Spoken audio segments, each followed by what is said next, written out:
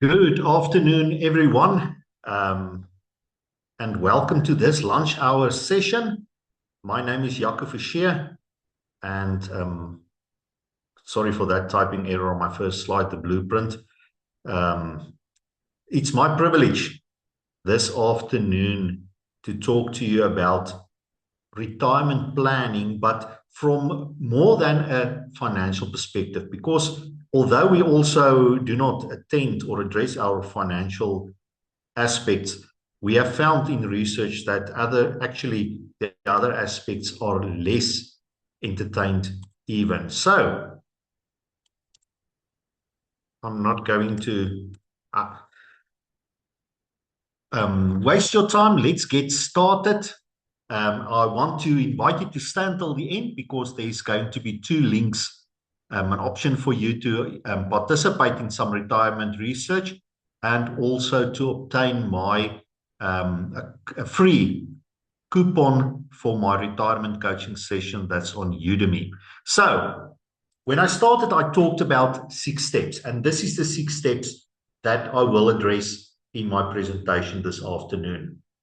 Number one, to make the choice to embrace the change that comes with retirement transition. Number two, preparing financially. Then I'm going to talk about preparing socially, finding purpose, and then also preparing physically and preparing mentally. The 6 steps that you need to address if you want to have a holistic, well-planned retirement. So today you may ask me, but why is this necessary? Why make such a big fuss about retirement, Jaco? And the answer is very simple. Having enough money is not the only answer to retirement. When stress.org did some research, they found that retirement is the 10th or is 10th out of 43 stressful life events. And you can see the things that's worse: death of a spouse, divorce, detention in jail, being fired from work. It's serious stuff. And retirement is up there. People are struggling with retirement. It's often called the dark side of retirement. And don't worry, I'm not going to leave you in the negative dumps after this. I'm now moving in that space of an empty nest with my youngest in grade 12, soon to leave the house as well. And it is often said that retiring from a job is compared to that empty nest syndrome. You don't know what to expect. It doesn't feel right anymore. There's an emptiness in your life. And then what we see is that after the honeymoon phase, because there is, even with retirement, a honeymoon phase, your first 12 to 18 months may be very nice because you can actually get to your hobbies, you can spend time with family and friends. But then what we see is that sadness, loneliness, and depression can kick in. And a study in the USA of adults over 55 showed that 20% of them then suffered from a mental disorder: anxiety, cognitive impairment, mood disorder. 15 to 20% of adults over 65 in the USA suffer from depression. And then we see heart attacks, strokes, hip fractures, muscular degeneration, all flowing from that depression. So you will see during my whole presentation this afternoon that all these 6 steps are actually intertwined. And then we also see that there's an uptake of suicides with people over 65 due to untreated depression, and we see a rise of alcohol and drug abuse. So this is the dark side that may result if we don't plan. And that is why I do what I do. Why I do this presentation today? Because science found that the secret to health and longevity has more to do with your physical surroundings, your personal attitudes, and relationships than with your biology, than with getting older. Some of the research that I've read actually says that as much as 75% of your health expenses after retirement can be prevented by addressing these matters. And why is that important? Not only for money, but there's a clear rise in life expectancy over years. So people expect to live longer. And these are the national average of South Africa. I can tell you that if you are part of this Zoom this afternoon, you're probably not average, but above average. You have a good job, you have medical aid, so you will probably live longer. In our practice, we do calculations for people. We work on males age 86, average life expectancy, females age 92.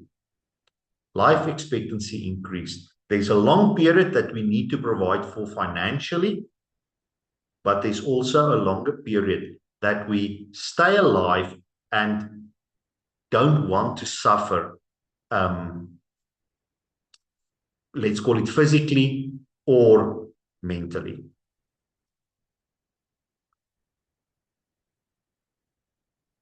So if we look at holistic financial or planning, there's 5 levels to it. The financial level, the social level, the physical level, the mental level, and then the spiritual or the values level. And research shows us that only 7% of all retirees flourish in all these levels. That means 7 out of 100, 1 out of every 14 people flourish in retirement. And that need not be the case. So, my first step this afternoon, having shared all these, let's call it doom, is that you need to take the active decision. And I want to compliment you on attending this session this afternoon, because that tells me that you want to. And that's a big first step. I want to challenge you today to focus on retiring to and not retiring from. Take the active decision for yourself that you will invest in yourself. You are going to find meaning and purpose. You are going to replace your work identity. You are going to stay cognitively engaged. You are going to have healthy and active lifestyles. You are going to be socially connected, strengthen relationships, and have a financial plan. All of those. And I had to do it myself. I had to tell myself, listen, Jaco, you're not going to be healthier one day when you retire. You need to start doing some exercise now. You need to eat healthier now. You need to make plans. We now, because all of us that's working is probably very busy. So me and my wife schedule meetings. We make appointments with our friends to visit, to have time together.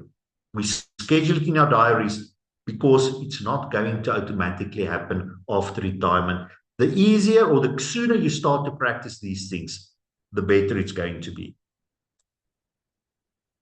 Then, step 2, you need to get your finances in order. That's the foundation. That's why it was the bottom one. What do we see? 51% of South African retirees cannot meet ends meet, and I see it often. 33% don't have enough funds to cover medical aid expenses. 61% of retirees are unable to save for a rainy day. We saw that in COVID. People don't have emergency funds. 33% of people still retire with debt. You have to have a plan so that when you get to retirement, you are debt-free. Don't bargain on using your 1/3 lump sum to settle debt. That will just mean that your income after retirement is 1/3 less. 53% of retirees have adult dependents to support. And for that reason, I always tell my clients, the best present you can give your children is to be self-sufficient yourself. Do your planning so that they don't have to look after you. So don't do your planning for them to inherit. Do the planning at least that they don't have to look after you. Now, in the financial planning area, and I'm not going to take you into all the details, but I'm going to tell you what conversation you need to have with your financial advisor. You need to ask them to do some calculations for you. And if you don't have a financial advisor, you're welcome to contact me. You're welcome to contact Genbill's offices. We will gladly consult with you, and there is no cost involved for that initial conversation and analysis. There's 3 important dates. Today, and we all know it's 28 May 2026, and then the next important day is the day that you retire. And that may be 60, 65, 67, whatever your company's deadline is, or if you have a business when you plan to start taking things slower, and then there's the day that we will die, which fortunately we don't know, but statistically we can see that on average for our clients, it will be around, for males, 86, women 92. So if we have that, we can estimate how long you will need to provide for. If you retire at 65, estimate to die at age 86, 21 years that we need to provide for. And then if we know what your monthly need is going to be after retirement, and that differs from what it is now. Hopefully your debt is settled. Hopefully the children are out of the house. You will not travel to work anymore, etc. So it may be different than today. We can then calculate, but how much money will you need at retirement that can pay you a monthly income until the day that you die?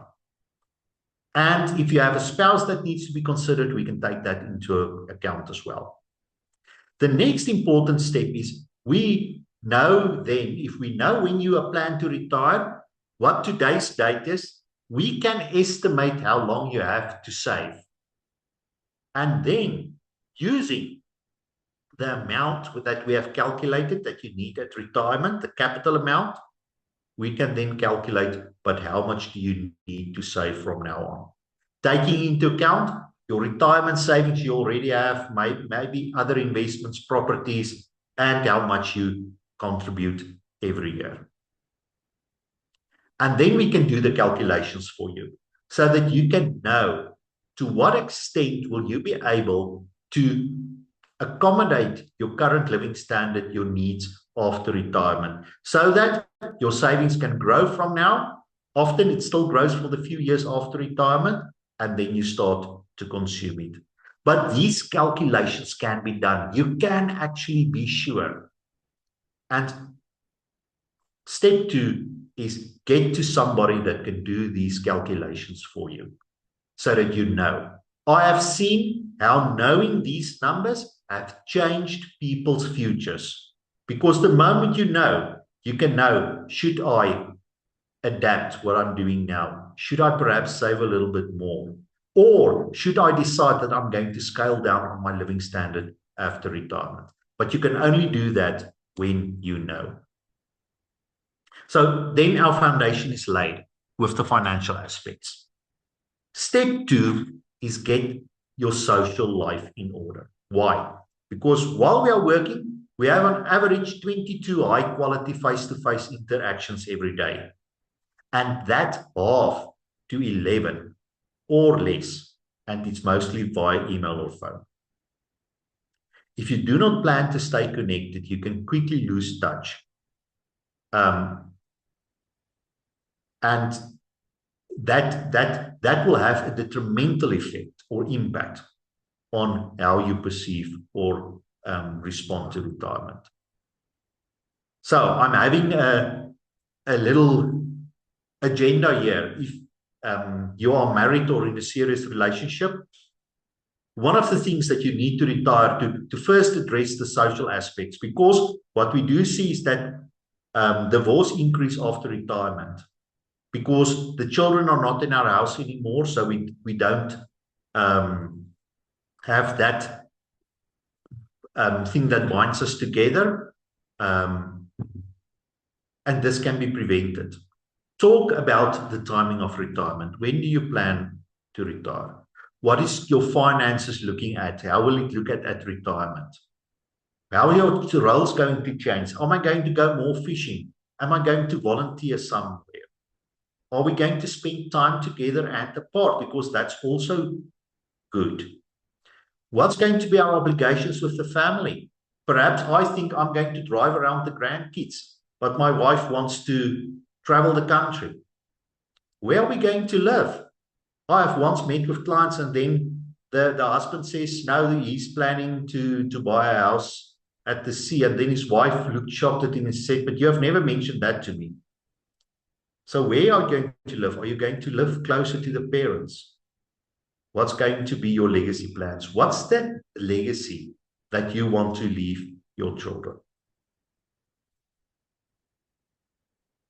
So, couples, again, I only preach what I practice.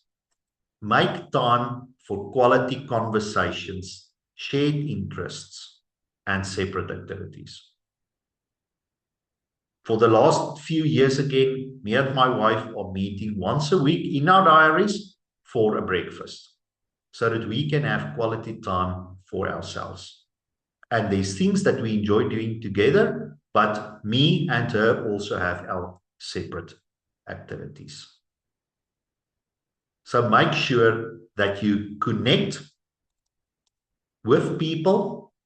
Like I said, with our friends, we make appointments so that we can see them, but especially make sure that you as a couple connect. Step 4 is purpose. Many of us build our whole identity around the work that you do. Just to test yourself. What is one of the first questions when we meet somebody new that we ask? What do you do? Basically, what's your job? Or often if we introduce ourselves, say, I'm Jaco Fischer, I'm a lecturer, I'm a financial planner. That's our identity. And that ends or can end at retirement. How can we address this identity crisis? I'm going to take a few things from positive psychology.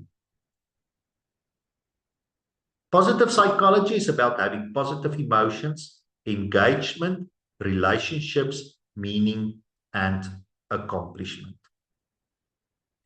So what can we get from that with our purpose? Engagement that will flow through back to purpose is about experiences. So get something where you feel you are in the zone, that you think, this I can do for many hours, I will not get tired. But it must be planned. It's not watching TV. That's not an engaging activity. So ask yourself, what feels timeless when I do it? What can I relentlessly pursue without ever growing tired? What am I talking about when others say you really brighten up when you talk about this? Start thinking of such activities. Then, your activities after retirement must also have meaning. You must have a sense of purpose. When you get up in the morning, there must be a sense of purpose. Because if you have meaning, it even have a longer staying power than positive emotions. So get involved. Get involved on matters of the environment, looking after stray animals, mentoring young colleagues, grooming new leaders, be involved at charitable organizations, be of service to the neighbors and the family. I talked about driving the grandkids around. I know that for many people that's difficult, but that gives you a sense of purpose. It can actually be something fulfilling. So decide, how are you going to be actively involved that you can still contribute after retirement? Because at the end of the day, even after retirement, you must still have some goals so that you can experience accomplishment. The moment you reach your goals, it contributes to your happiness and well-being. And before retirement, this is much due to work and children. But after retirement, we need something like this to continue again. So again, contributing to friends, family, the larger community. Continued work.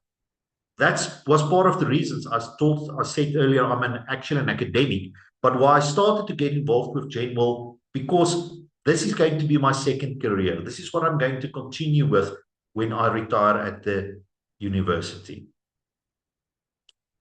Maybe get a hobby, that fishing, you can participate in competitions or play golf. I don't play golf because it will just give me a negative accomplishment. When people ask me if I play golf, I tell them I have a set of clubs and that's basically it. But there are things that you can do that you can experience accomplishment. So that brings us to step 5, physical aspects. We know that with getting older, we get physical disease, cognitive decline. But if we are active, that actually increases our resistance. Physical exercise supports the brain in the prefrontal cortex, the hippocampus, and it releases a neurotransmitter that serves to dampen fear and anxiety. So the physical part is still good for your physical health, but it also contributes a huge amount to our mental health. So what does physical health all include? Physical activity, such as strength. If you have a gym at home, or if you just do I see on social media these days, the chair exercises, walking, flexibility, stamina. That's not, you don't need to run the kilometers, but be active. In Japan, just because they sit on the floor traditionally and stand up and sit down, that provides them with an excellent amount of physical activity. Then we need to look at our nutrition and diet. Drinking enough fluids and water, abstaining from excessive alcohol use, eating sufficient vegetables. We need to get rest and sleep as well. A bedtime routine, relaxation is important. And then we need to make sure that we are medically aware. Going for your annual exams, making sure that everything's intact. The quicker any of the issues that normally develop, they can pick up, the better your prognosis is going to be. Physical health is the visible side of retirement. It's the first place that we can see when things go wrong. So, last step, addressing our mental health. So already by addressing our physical health, that will complement our mental health. But after retirement, we need to have a plan to keep ourselves mentally active. I had a client when I was still in the accounting practice in Parys here in the Free State. And when I visited them, they told me that they were on retirement for 2 years, and then they found out that they have nothing to do at home. They have nothing to say to each other, and then they went back to work in the business that we were then preparing the financial statements for. So back to the positive psychology. We need positive emotions to keep our mental health strong. Positive emotions is things like joy, gratitude, sincerity, awe, And why this is so important is because for every negative emotion, we need 3 positive emotions to balance that.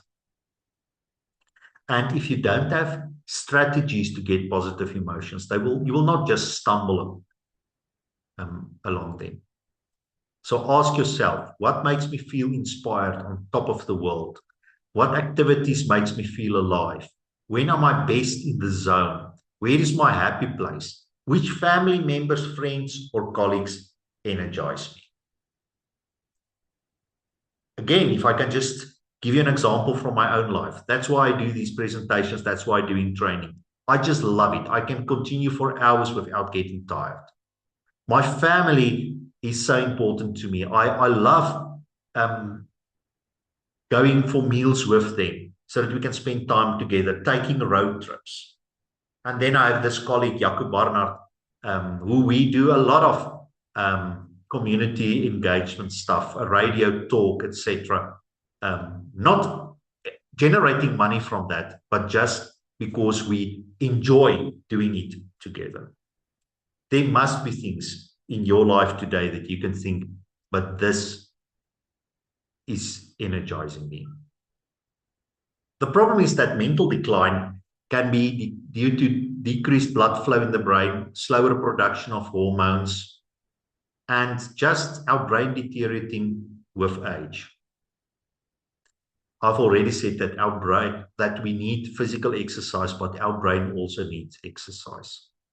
So activities in your life that you can look at would be reading, writing, attending lectures like this presentation this afternoon, playing word games. But you can again see that we need concrete plans. The other day, my wife told my son she's struggling to remember. And then what he did, he said, "Mom, give me your phone." And he downloaded the chess app and he says, "You need to play 1 game of chess a day." We need to plan this. Elsewise, we may just end up in a time or a place that's not ideal for our retirement. So, ladies and gents, before I get to this slide, that's my story of the 6 steps. Today, embrace change. Get some calculations done financially. Plan for social, purpose, physical, and mental activity. My last 2 slides, just quickly, I want to thank you first for attending. We are currently doing some research at the Northwest University on retirement in South Africa. And if you are 55 years and older, we would like you to participate. What's in it for you? You will get feedback afterwards. We share some findings from an international study. You also get access to my retirement coaching presentation on Udemy free of charge. So if you would like to, I would really appreciate, you can scan the QR code, or when we share the recording, you're welcome to complete the link. And then just for attending this afternoon, I want to offer each of you a coupon to get my retirement coaching sessions on Udemy free of charge. There's no catch. I do that because I want to share the message. So if you're in the Zoom today, you're welcome to scan the code. It's valid for 9 days still, and you can enroll. You must just enroll within the next 9 days on Udemy. Ladies and gentlemen, that's my story for the day, but I would like to give you an opportunity if there are any questions. Any questions or comments, you are welcome.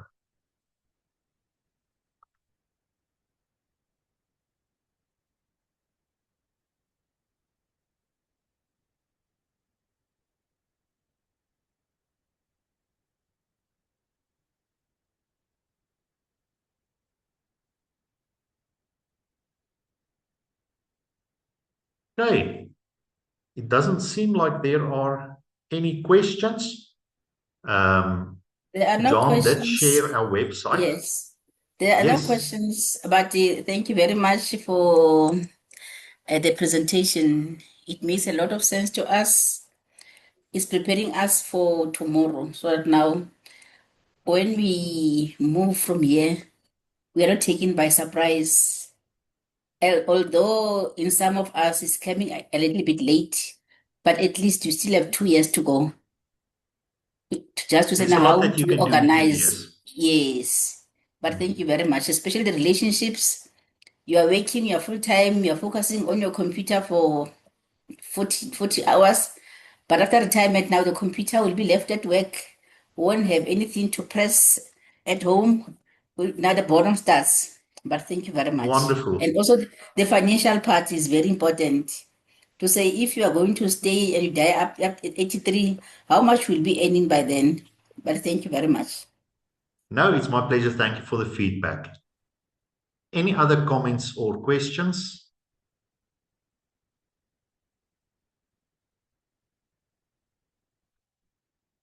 Okay, ladies and gentlemen, we will share the recording with you.